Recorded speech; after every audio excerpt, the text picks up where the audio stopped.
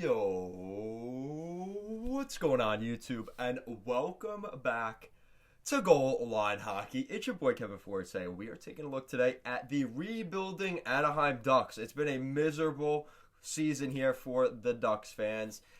I know, guys, it's been brutal to watch, but we are taking a look today at the Anaheim Ducks and some of the forward options that the Ducks may be looking to trade at this year's deadline. Some of them you've probably already heard, and some of them you may not. We'll be taking a look at that in this video. If you guys like what we're doing here at Goal Line Hockey and want to see the latest news around the NHL, and especially as we get closer to the trade deadline, make sure to give this video a big thumbs up and an even bigger subscribe down below. And let's take a look at the Anaheim Ducks. So, according to a recent article from a Hockey Insider, the Anaheim Ducks are shopping forwards for trade. Now, some of them you guys have probably already heard, but some of them may be a little bit surprising. According to Elliot Friedman of Sportsnet, the Hockey Insider has information saying that the Ducks' Troy Terry is looking for a change of scenery, which is quite interesting because, Troy Terry is still very young. He's 23 years old, former first-round pick of the Anaheim Ducks, and there is rumors that he wants a change of scenery. Apologize. The 23-year-old is signed for 2 more years at a reasonable cap hit of $1.45 million.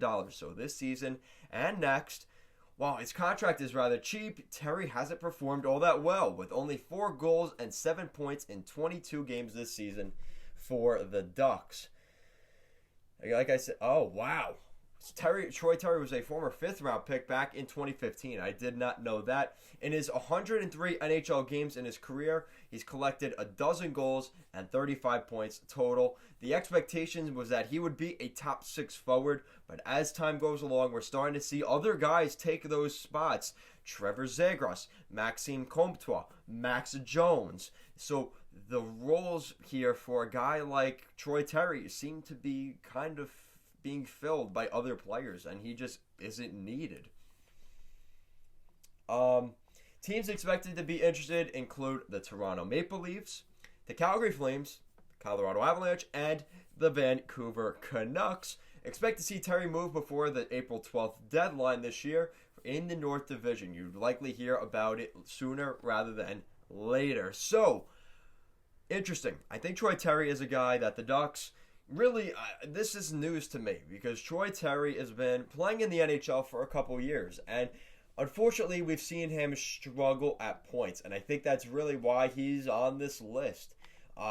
Troy Terry just hasn't been able to get it done in the NHL, and I think this is a guy that if you're looking for a young, cheap, with the potential of being a top 6 forward, this is your guy. And I think a team like Toronto is a perfect fit. Like I said, 23 years old.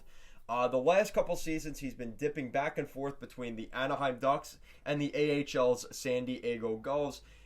He's had, like they said, 7 points this season. He had 16 points in 14 games with the San Diego Gulls last year. So he plays very well in the AHL. Over the past 2 years, he's been at least a point per game in the AHL. But that's a different story. As we all know, you can play well in the American Hockey League and struggle at the big leagues. And we've seen that here with Troy Terry.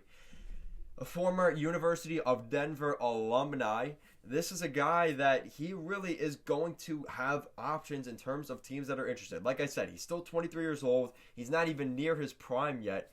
And he has the potential. He just hasn't been able to make it work in Anaheim. And the Ducks are seeming to go in a different direction. And like we've seen, guys like Rickard, Rakell on the trade bait board, it just makes it that much more clear that the Ducks, Bob Murray has made it quite clear that the Ducks are looking to move guys out. And like I said, as we were talking about Rickard, Rakell, he has generated a lot of interest, and that's not really from this article, but Rickard Rakell is another name we've heard a lot about.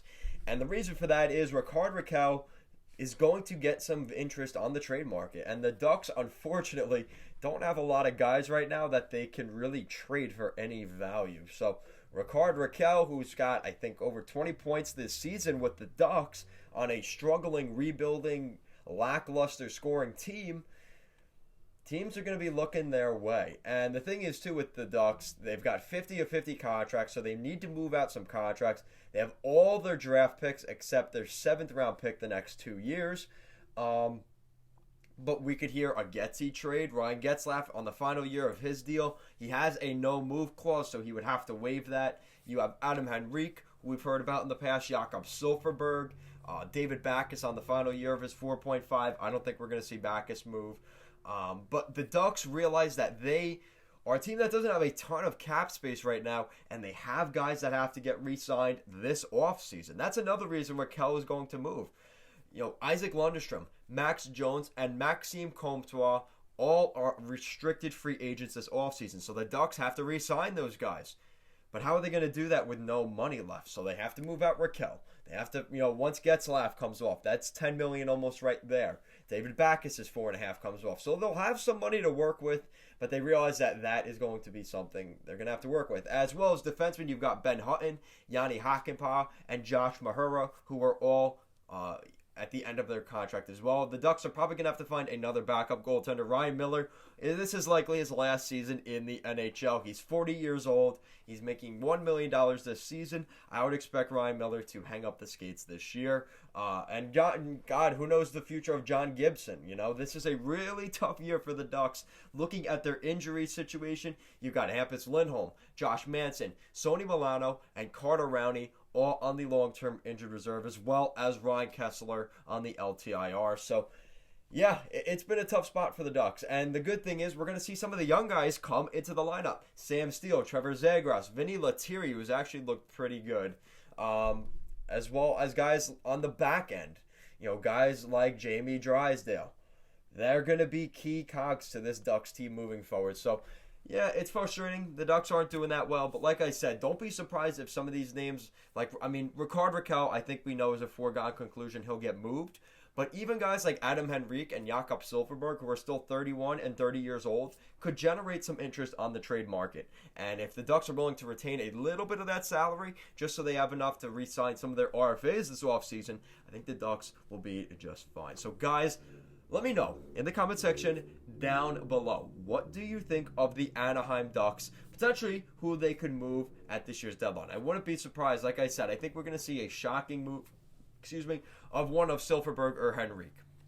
I think one of those guys is going to leave the Ducks, as well as Rickard Rakell and potentially even a Troy Terry. So, guys, that is it for this video.